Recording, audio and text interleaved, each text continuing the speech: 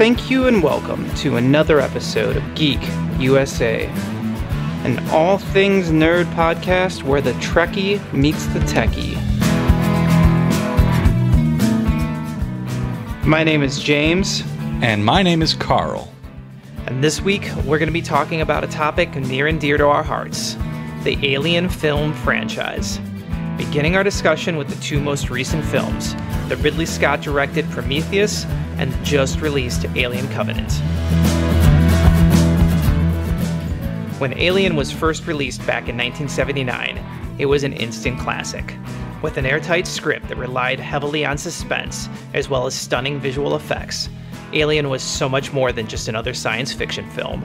And while Scott would not be on board for the sequels that would follow, unfortunately having to watch from the sidelines as his characters were passed around like a last-minute prom date, he would eventually return to the fold with 2012's Prometheus, a stunning film that resurrected this once mighty franchise from the B-movie graveyard that it was currently lying in.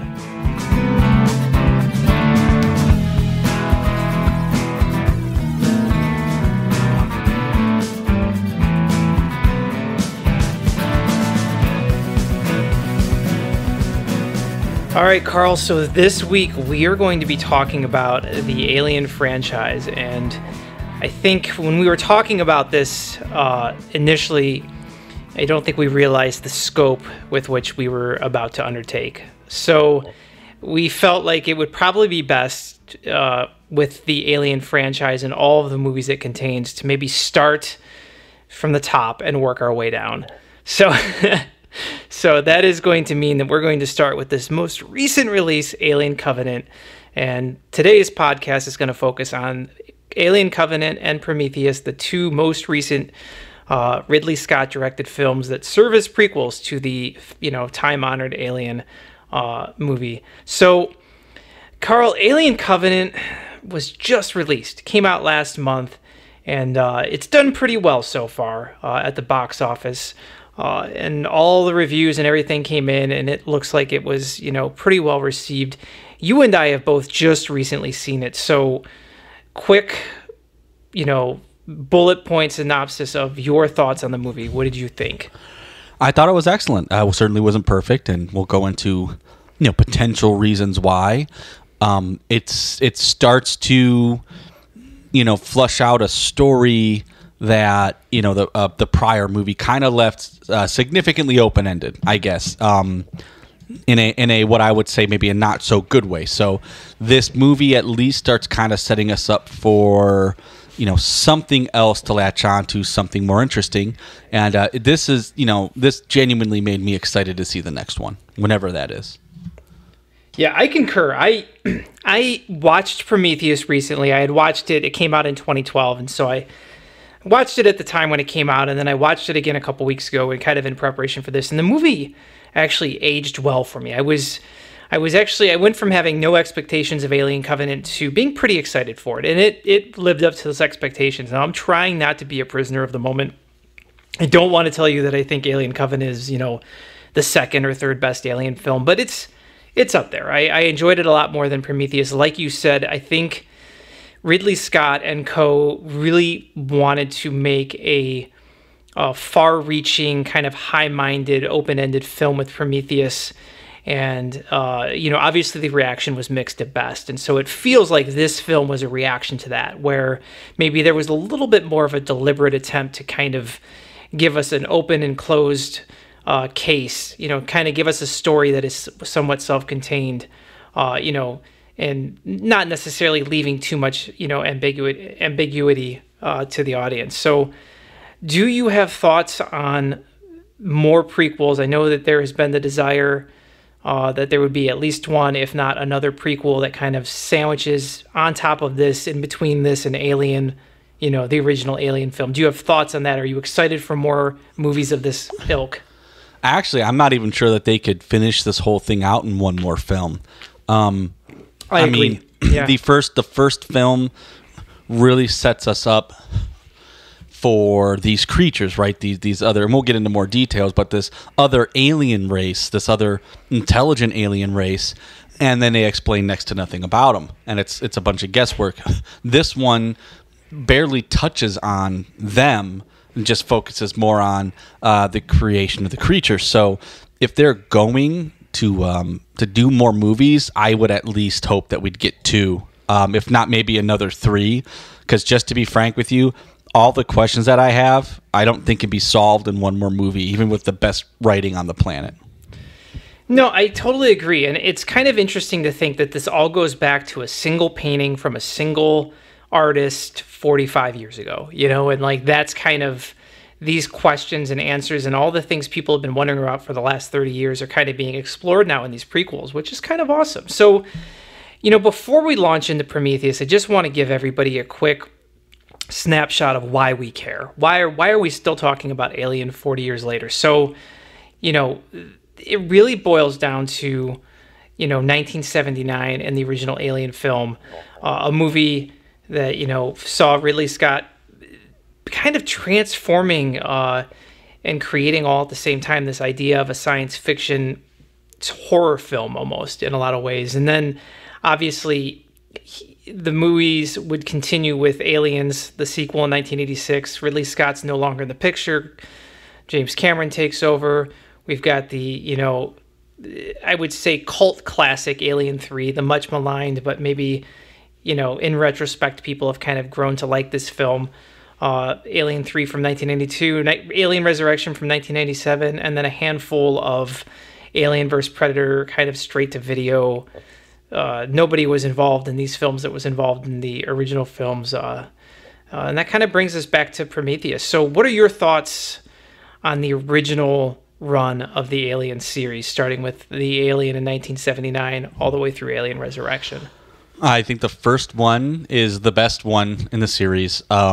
It's the probably, and when I'm talking barely edges out Aliens, I think it's better paced, just slightly more condensed, and it's just such a scary, terrifying, depiction of the story.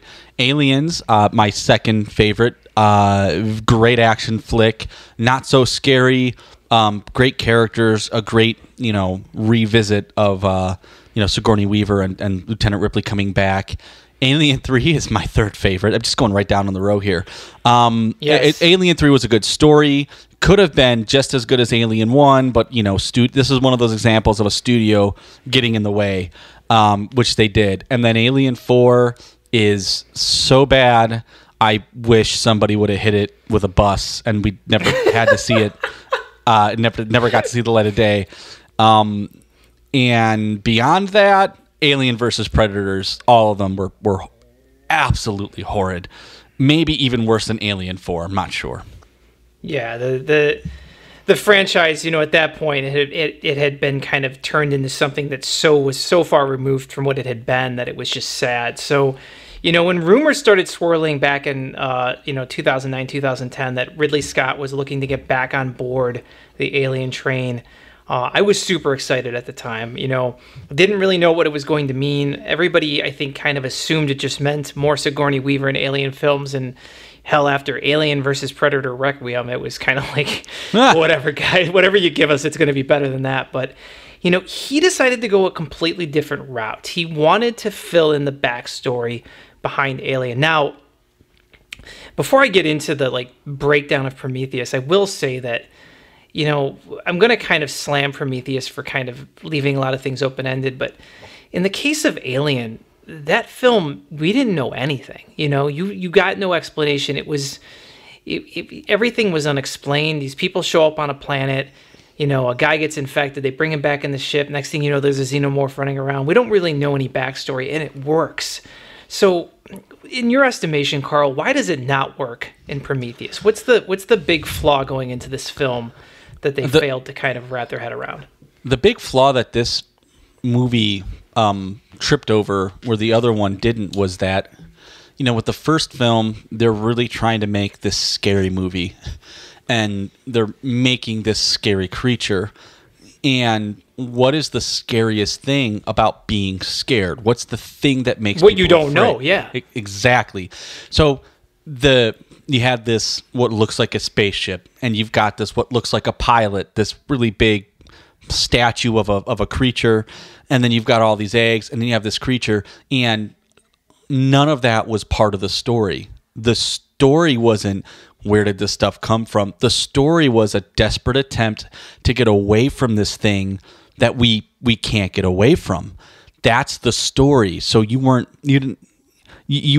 afraid of not knowing everything else. You weren't trying to figure out what everything else was, and your noggin just wasn't fixated on that. Where Prometheus does wrong is from the get-go, they touch on this alien creature doing this thing that we don't know about on this planet we can't identify. And the story is, who are these people? Who are these creatures? And the story is this other existential thing. And they're never kind of ham-fisted together. Yeah. Yeah, and you never really explain anything. So that's the problem, is that you started this and it doesn't, and the movie doesn't play out like it was well written to a point where you think they have any intention of finishing this at all. Like, it's just it's what could have been a good story that ultimately just turns into a horribly told, possibly good story. Well, so let's use that segue to kind of just talk about Prometheus a little bit more in depth. So Prometheus, which came out in 2012, begins with a crew that is leaving Earth to find a planet that, archaeologists have determined a series of star maps, planted in ancient civilizations kind of point to. At least that's the idea. So, it's 2089 and you've got a ship full of, a crew, a couple of scientists, and an android. And they're all heading out to this planet. Now, the movie setup was cool. I liked the kind of archaeological slant, what would drive humans to go investigate this planet. And, obviously we don't know it at the time, but you come to find out that there's, a very wealthy man on Earth who's very close to dying, who essentially wants to reach out and touch some aliens in the hopes that he can, attain eternal life. So there's your Prometheus. That's where it comes from. He is Prometheus. He's trying to touch the gods, and he's going to get burned, literally. So the only problem I had with the setup is that there was, some, faulty archaeology, but within the first 15 minutes of the film, I was pretty hooked. What did you think? Were you happy with this kind of setup and this idea? Oh, the setup was fantastic, and what this movie had that I think that the original Alien also had was a very solid way of introducing characters without having to introduce them. Very quickly, we figure out that David, played by Michael Fassbender, is creepy. We figure out that he does a great job. I'm going to say this more than once every time we come across an example of it. My biggest complaint with the series is actually kind of minor. You can call this Alien whatever you want. The David character is the most frightening thing, in these two movies. And in Alien Covenant, he is a truly frightening SOB. Yeah. Charlize Theron, you get a very quick sense in this movie that she plays Meredith Vickers, so she's essentially not the she's the captain. She's the one running the ship on behalf of the corporation, and it was chartered, I guess, the archaeologists needed a ship and the corporation put the money up for it. You get a very clear indication that she is a cold, borderline horrible human being. Yes. They do an amazing job of setting this up without having to actually explain everything, and then you just find more out about them as the story goes on in a very fluid fashion. So the opening sequences between the leftover from the Blue Man group on the planet and the introductions of the crew members and the archaeology stuff, I think, was fantastic. So the Prometheus, everybody wakes up. Michael Fassbender's David has been kind of hanging out while everybody was in hypersleep for a couple of years. There's a very cool montage scene where he's kind of becoming infatuated with Lawrence of Arabia and Peter O'Toole's character in that film. He's playing basketball. He makes a crazy trick shot. Hats off to Sigourney Weaver. That's a nice little reference to Alien Resurrection.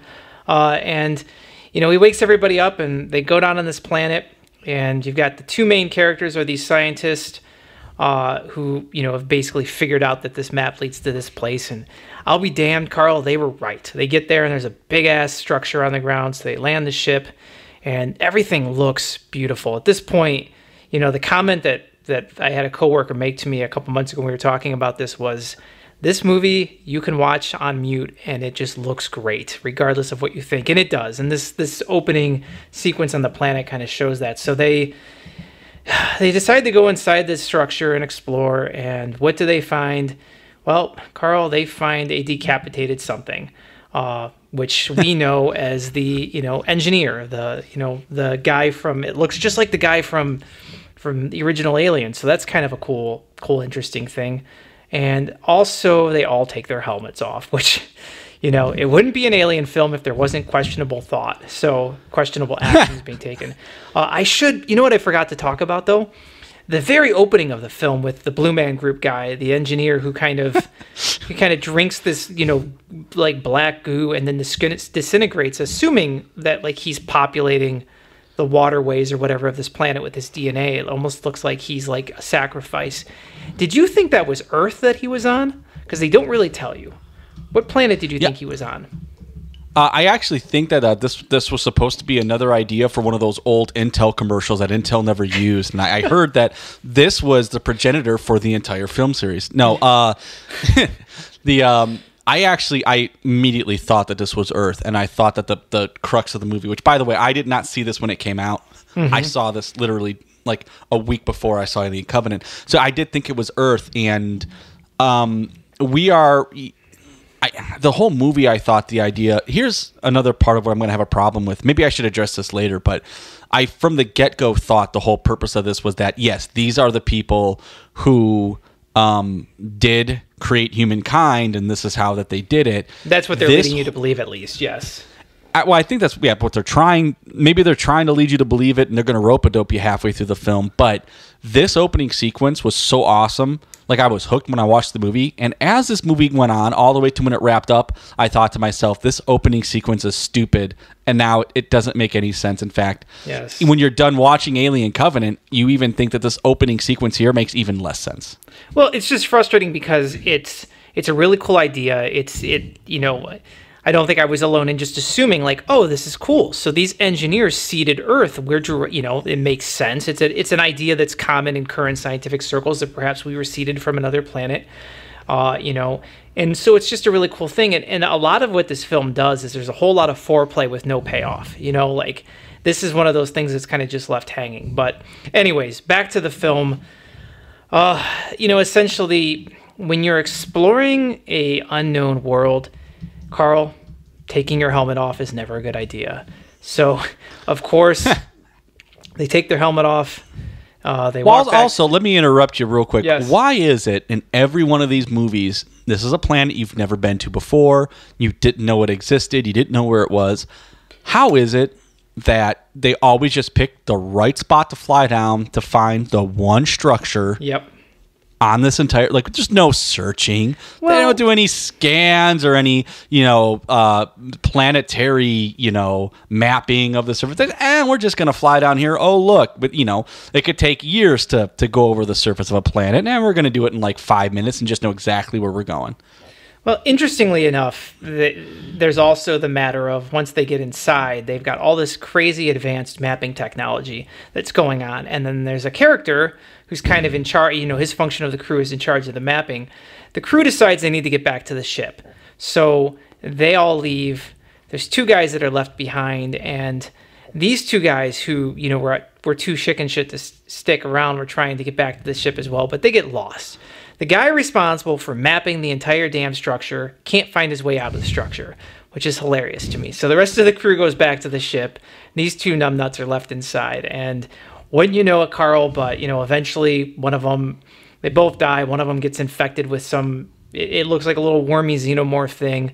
Meanwhile, the crew goes back to the ship. And, Carl, what has David done? David, the crew was looking around for scientific purposes, but he was looking around the ship for some black goo, and he sneaks some back. So what's his thoughts there? What's going on?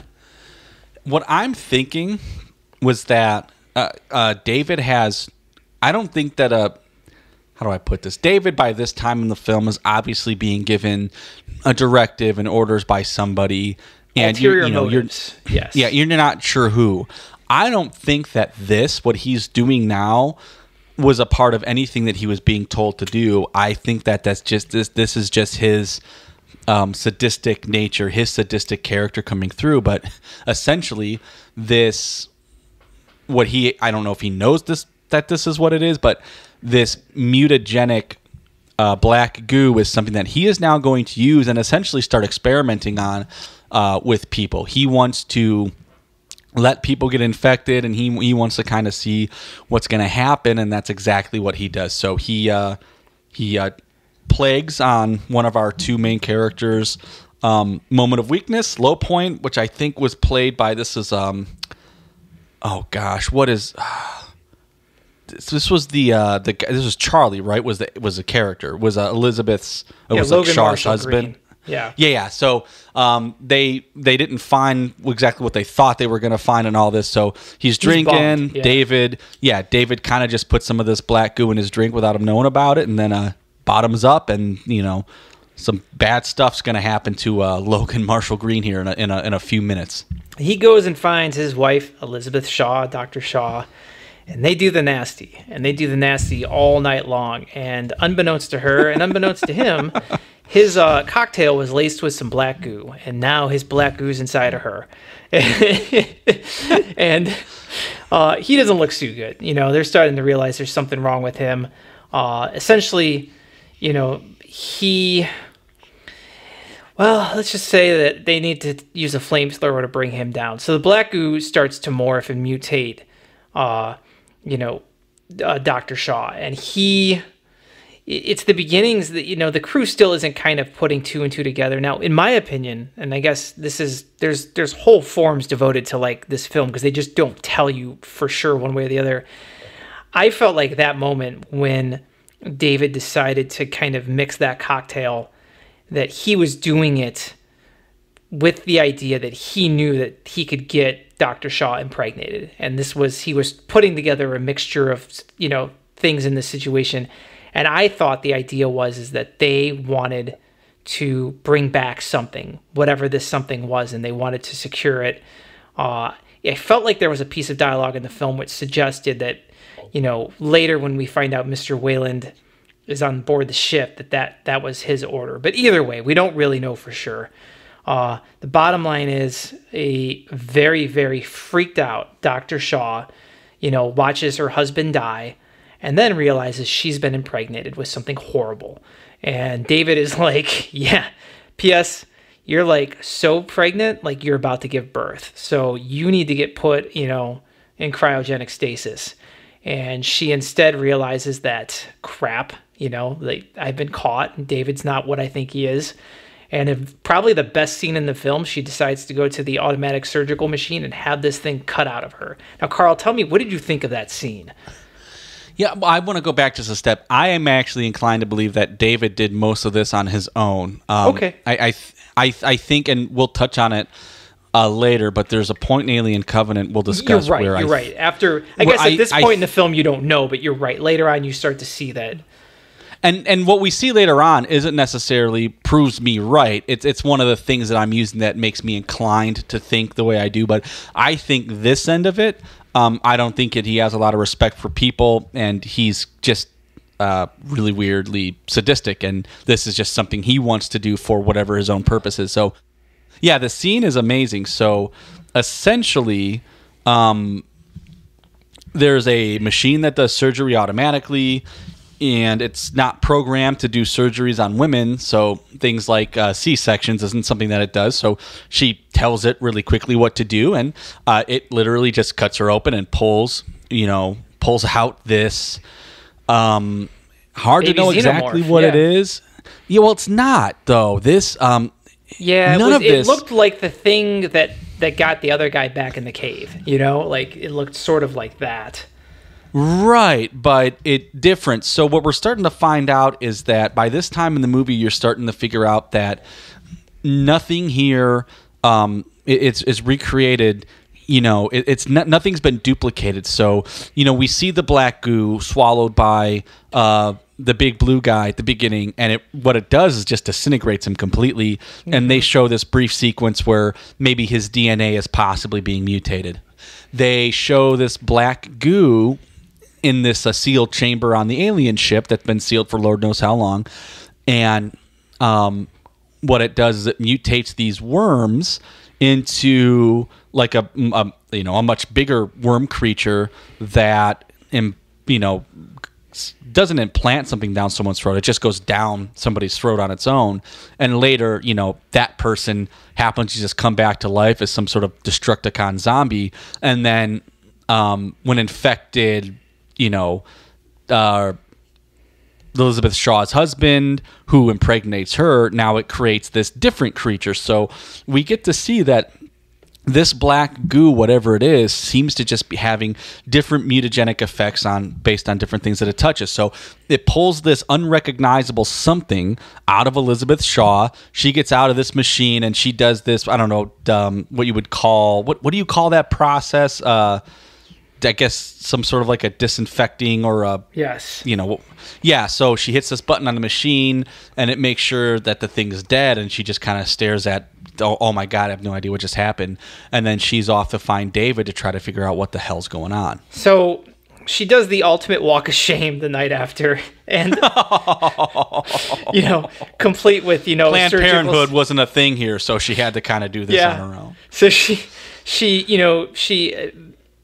she goes to find David, and what does she find out? Well, surprise. Mr. Wayland's actually on board the ship. He is so freaking old and gross, but he has come all this way because he's going to talk to the aliens themselves. So yeah, by the way, the whole time in this film, this was supposed to be like this journey was Wayland's last wishes, and it's well known to the crew and everybody else that Wayland is dead. Wayland is the company that owns all these ships. They're the company that hired Lieutenant Ripley and her crew to go to the planet. It's the company that sends Ripley and Paul Reiser back. It's the company that does everything. It's the company from the Alien Isolation game. So Wayland, this guy, is the progenitor of the entire corporation that we eventually find out is just this also big, evil, sadistic corporation. So she says, "What are you doing here?" And he says, "I'm here to see the aliens." And she says, "What aliens? They're all dead." And he's like, "Nope. David found one, and he's still awake, or still asleep." So they all go together, and they wake up the alien, and, what I think happened, what you're led to believe through a series of, it looks like almost like, three-dimensional, like, archival video of, like, the final events aboard whatever this thing is. It looks like they were developing a weapon. The weapon got out of hand. Most of the crew was killed, which is the bodies they found. One guy puts himself into stasis, for reasons unknown to us at that point in time. So they wake him up, and he wakes up, and it's the dude this is the engineer. It's like really cool. We get a cool look at him. We see their suits. Mr. Wayland's like, "Psst, I need to talk to you for a second." And he looks at him, and then he decapitates him. Or doesn't decapitate him, he kills him. And then David steps up and he decapitates David. And it's awesome. He's like, "What are you doing waking me up? I'm so pissed and hungry right now." So Dr. Shaw realizes that this is messed up. So she, struggles to escape and get back to the ship. Meredith Vickers and her end up kind of fighting for control of an escape pod / getting away from this guy. She realizes, Dr. Shaw, that this alien, and she realizes it kind of in a almost too convenient way, that, they look at a really, really, really complex star map and they're like, crap, they're going to go to Earth and destroy Earth. Now, I'd like to think that if given all of the things you see in this film, it would be really hard to deduce that quickly, or let alone to know that for sure. But they assume that's what's going to happen, and it looks like what is going to happen. So the film eventually ends with this structure is a huge ass alien ship, and this engineer is on his way to planning on lifting off and going to Earth and finishing whatever job. And so Idris Elba and the rest of the crew basically sacrifice themselves to destroy this guy, keep him from getting to Earth. And the movie ends with a decapitated David and a Dr. Shaw alone on this alien ship, and her demanding that David help her get the ship, into space so she can go find the alien homeworld where this engineer came from and stop him once and for all. Now, Carl, this last third of the film, this entire kind of like climax is kind of where the film lost me. I just felt like there was a whole lot of like, let's put it all together and finish it all up. And it didn't, the only thing, and this is what I've read on forums, the only thing you can deduce is that the aliens seeded Earth and then were unhappy with Earth and decided to destroy Earth. But that, it doesn't really hold up. What are your thoughts on all this? Well, and this is the point where we're going to start kind of getting into a lot of he said, she said, or more like he said, he said. So there were comments made up to this point, you know, that when David is talking to the alien, and then there actually is that scene where David's talking to the alien before David loses his head. There was like an extended version of them talking, but the utterance of it, if you want to create first you must destroy, kind of slips out, and it gives us this, you know, it looks like the beginning, the aliens on Niagara Falls or something like that, seeds Earth, and then you're right that they're just upset about this. The problem is none of that is necessarily what Ridley Scott intended, and it comes through in a lot of interviews and rumors. For example, and I'm getting this off of some rumors from, you know, a website that's kind of aggregating a lot of this. It's aggregating a lot of rumors and interviews, but it's Alien.Covenant.com. And there's a bunch of news about it, you know, leading up to the movie. We're not necessarily, I don't know what they intended for us to think, but that's not necessarily that the engineers seeded Earth. In fact, the planet in the opening of Prometheus could very well have been the planet that they're on. Yes, we just don't know. It could very well have been the planet from Alien that we see in Alien Covenant. These people, these engineers, might not have been the ones who even seeded humanity. And this is all coming from, I guess at this point you call them rumors, because none of this is directly from Ridley Scott, but this is from sources kind of close to the Alien Covenant, according to this website. And a lot of this stuff starts to kind of make sense that, you know, Ridley Scott didn't exactly, I don't think, know where this was going to go. And if you read a lot of these rumors, you get a sense for, you know what, that makes sense, because I couldn't figure out what they were even trying to hint at. But these might not have been the people that seeded Earth at all. These people may have been seeded by a race above the engineers and above us. We both may have been seeded by this same one group, and maybe this group is just resentful or looks down on humanity and essentially wanted to destroy us. The only thing from this that I do believe that the ending leads us to believe is that Elizabeth Shaw was correct in her assessment that this ship was designed to take this biological weapon to Earth to destroy Earth completely. Well, that part, yeah, that makes sense, yeah. That's the only thing from this that I believe for sure, and also that David is a truly scary monster of an android. Well, you start to see hints that, you know, in the beginning of the film, they set it up beautifully that while the crew is in hypersleep, David is he's almost watching and learning about humanity with a clinical sense. And he definitely, there's almost like a God complex that's developing here.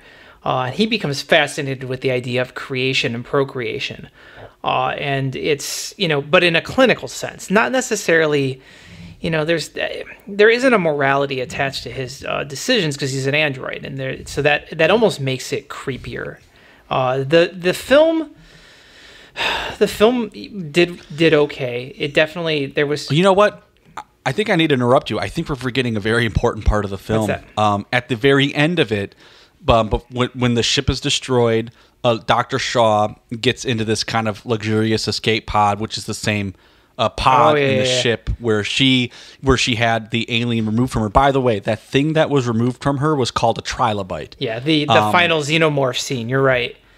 Well, actually, and this is going to be something interesting. This is where we're going to get really nerdy. That creature. So the engineer from the ship is, if he wasn't cheesed before, he is ultra cheesed now.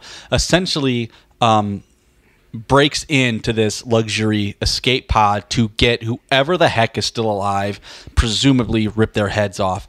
And this creature, the trilobite that Dr. Shaw had removed from her, is alive and well. And by the way, it's gotten like way bigger.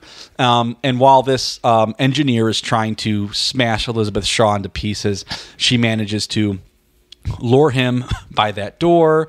She manages to kind of let the creature get a hold of him. And this creature is kind of akin to a giant face hugger in a way where it implants an embryo or implants something into the engineer. And then out pops this creature at the end of the movie that very strongly resembles an alien that we're all used to seeing in the Alien film. Only this alien is actually called a deacon.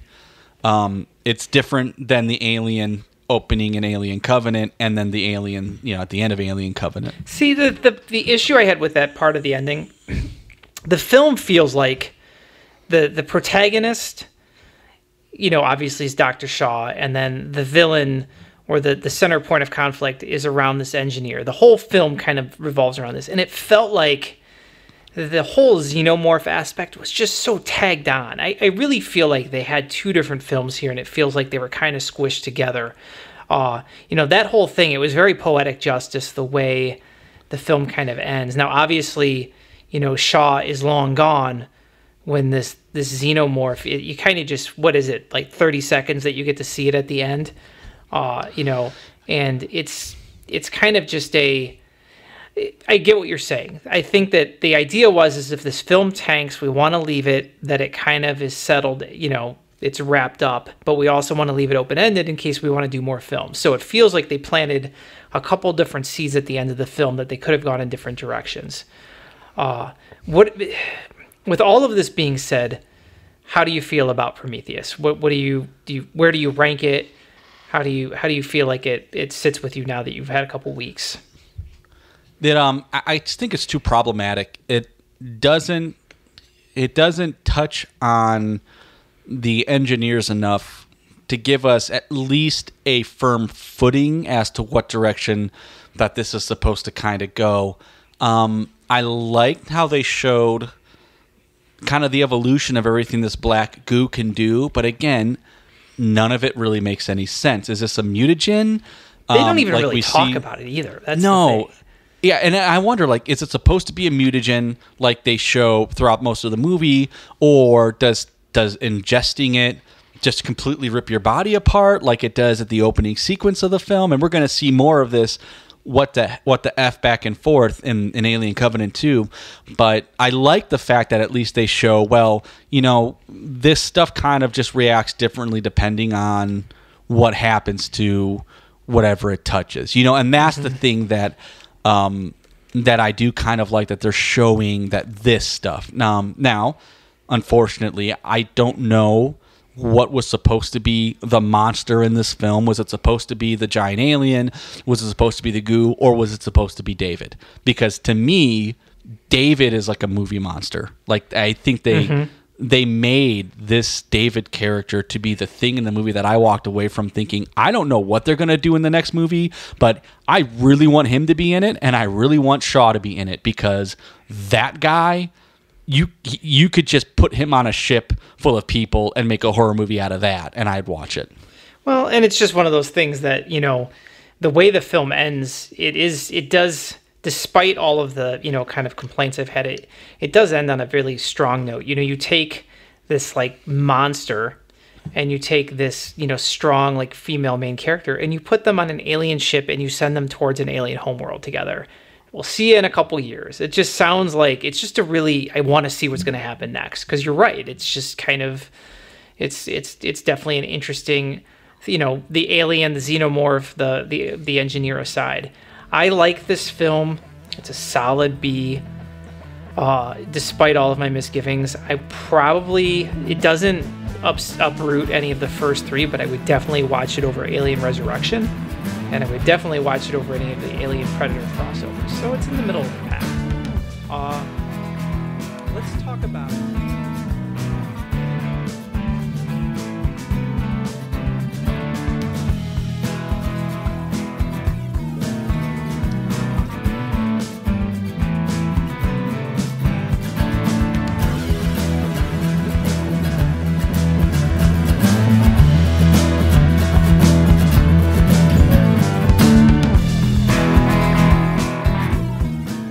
Thank you for listening to Geek USA.